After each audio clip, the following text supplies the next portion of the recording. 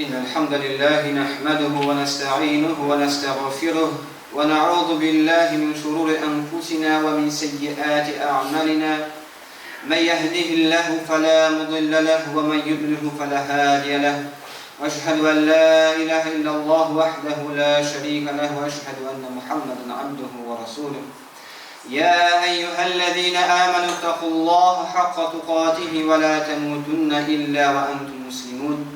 يا أيها الذين آمنوا اتقوا الله وقولوا قولا سديدا يصلح لكم أعمالكم ويغفر لكم ذنوبكم ومن يطع الله ورسوله فقد فاز فوزا عظيما. Bizni yuqtan bor qilib dunyoga keltirgan, bizni har vaqt o'zining ne'matlari bilan ne'matlantirib turgan Robbimiz Alloh subhanahu va taolaga ko'ngil to'kiladigan chiqqan ulug' maqtovlarimiz, sanalarimiz bo'lsa edi.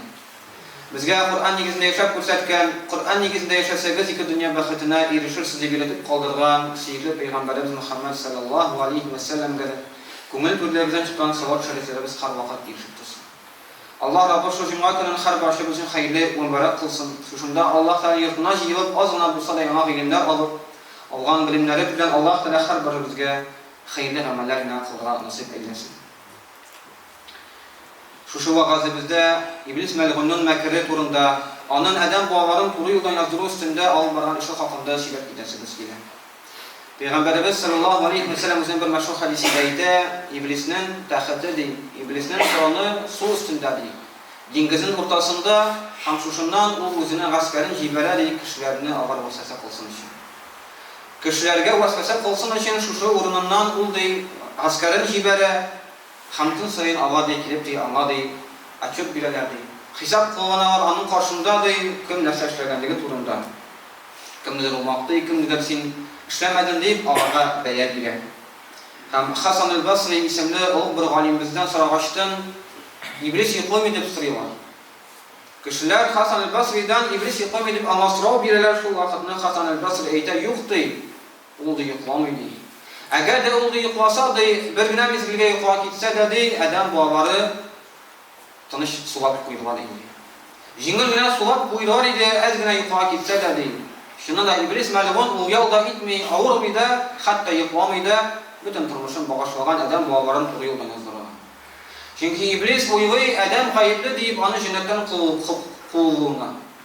Bunun üstüne hatlık o yolu eğer de Allah Teala adamını baraka getirmegen bulsa, ben şunda cennette Allah yanında kalgan bulur idim, özünün derecende bulur idim diyen fikirde tutar. Şuna göre adamga da onun nesline de uygun katı aşılı nefretli, şuna göre kullak adam bağların cehennemge katı üstünde aşağılar. İndi nişemen yıllık onun tecrübesi var. Adam bağasın tulsun çalı ilanıp çıkan, bizden zarif yaparımızını bile, her bir kişiye hoş yapan kilesin ilangen, şuna göre biz de bilirge tiyir biz, nidi yollar bilen o bizge ziyan savurgan mümkün, nidi yollar bilen bizden adaştırgan mümkünlüğün biz de bilip, şundan indi sağ bulmamız tiyirsin. İngilizce usulü İblis melğunun ol da bulsa azdırı.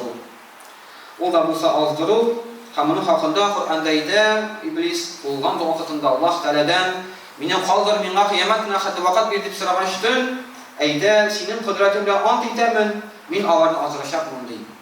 Min avarını azraşakmın elbette sima ihlas bulganlardan başkalarım değil.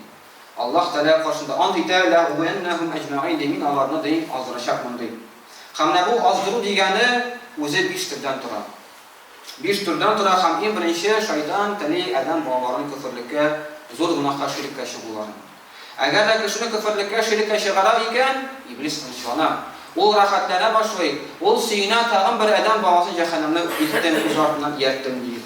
Agar da shu kufrlik, shirk kabi zo'r gunohga kishini etira olmasa, u endi ikkinchi turina, azdırın ikkinchi turina ko'sha, u kishilarni bid'atga chaqira boshlaydi. Türlü yanga dinler uygap çıkarıp, yeki dinde bulmagan aybirlerine kırtıp, kişilerine bid'at amellerine şundurar.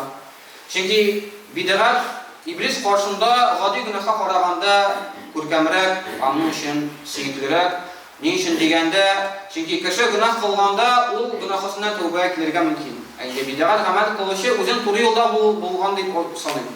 Ben turu yolda deyip uyguyu, hamali üzerine bid'at amelin kılıp kalmayı, başkalarına şuna şakırar. Başkalarına şuna şakırar, şuna göre iblis kişini küfürlükle şakırar olmasa bid'atlerge kırta başlıyor. Şuna göre Peygamberimiz sallallahu aleyhi ve sellem aytdı, kıyamet gününde Allah Teala bid'at kılışçılarını deyip kara yüz bilen turguzlaşaktı. Kara yüz bilen turguzlaşaktı kıyamet gününde bid'at amel kılışçılarını. Eğer de indi şu azdırının ikinci türü bid'at amellerine dekirte almıyor iken, o işrakta İblis melun üçüncü türüne düşe azdırının o zor günahlar.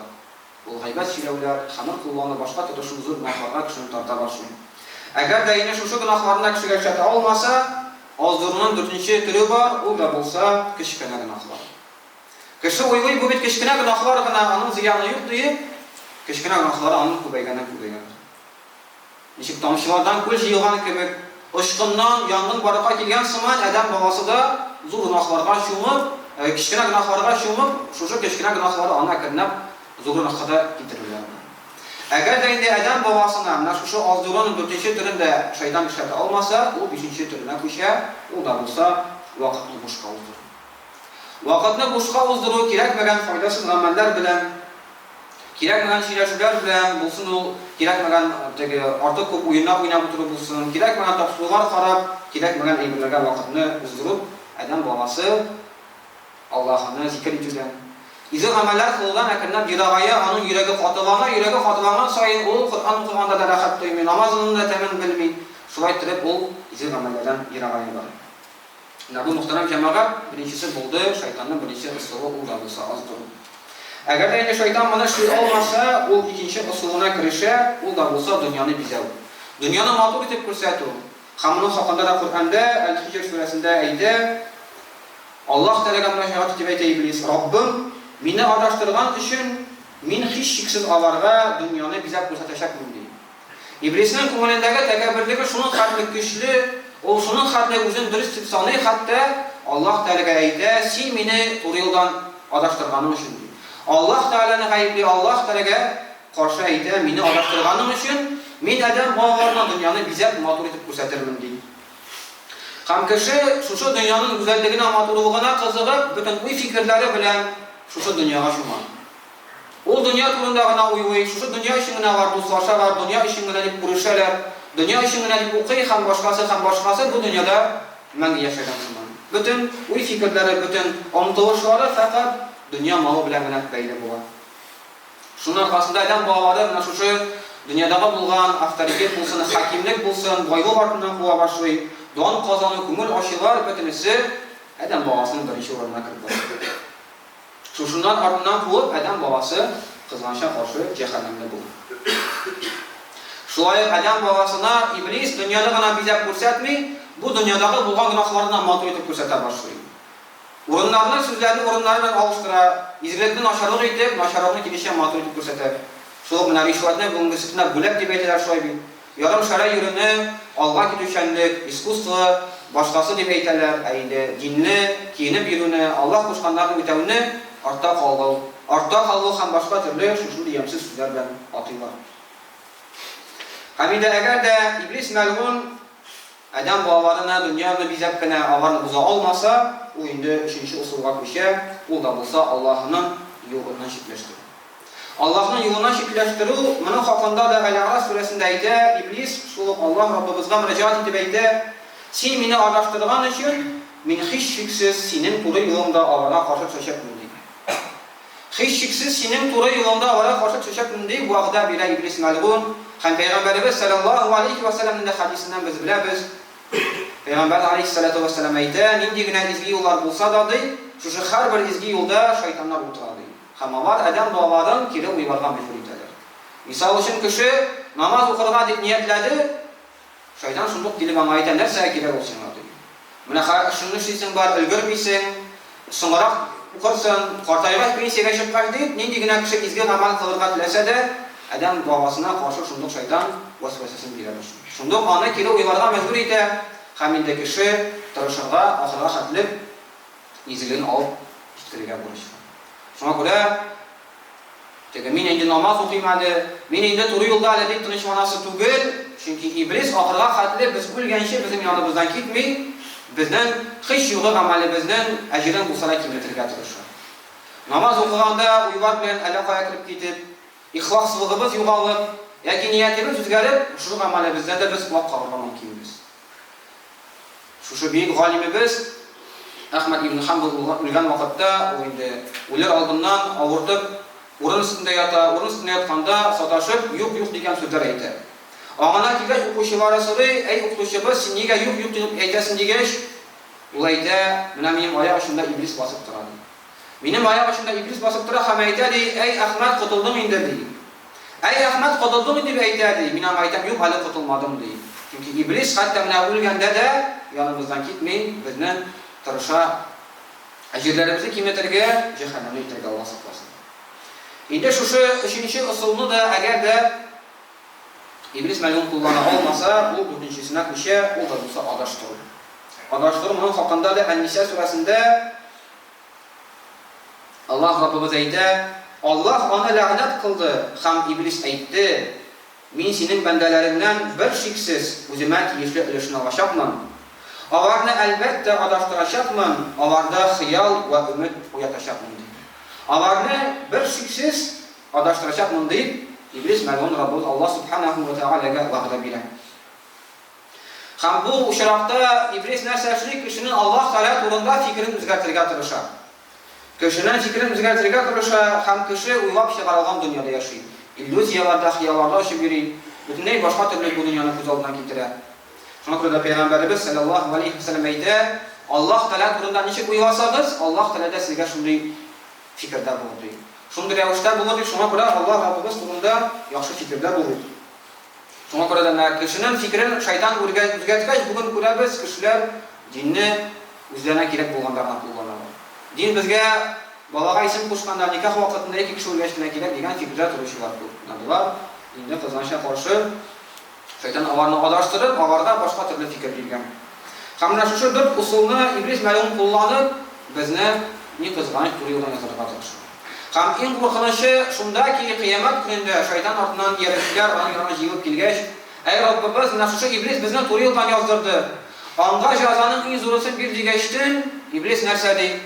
Min bitsiz nə deyib? Şaxırdım buna. Min sizin şaxırdım buna, qulağızdan birigizin dəştirəmədim, min Allah'dan qorxam, minim sizə bir qatışım da yox deyib, avardan vurub bitəşir. Bu dünyada köpməyinə avarını maturu vaqdələr bilib, zor altın tavar vaqa yetsə də, iblis məlğun bir özünün vaqdəsində ötüyə almayın. Çünki yanın numa qıdrəti. Bu matur tüçülərə kişini anlaşdırdığı qana buldurar, ondan arı üzüb bir eybidə işləyib almayın. أقول قولي هذا واستغفر الله لي ولكم ولسائر المسلمين من كل ذنب فاستغفروه إنه هو الغفور الرحيم الجواد الكريم والسلام.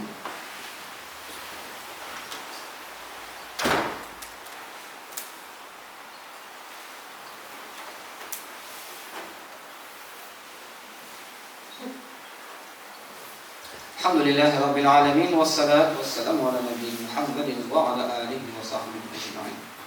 Muhterem gazizim kardeşlerim, ahırda Peygamberimiz aleyhissalatu vesselam tağım bir hadisin iska çürüp gidəsimiz ki, Peygamberimiz aydı, elədiki qavimlərdə bir izgir bəndə yaşayan deyil.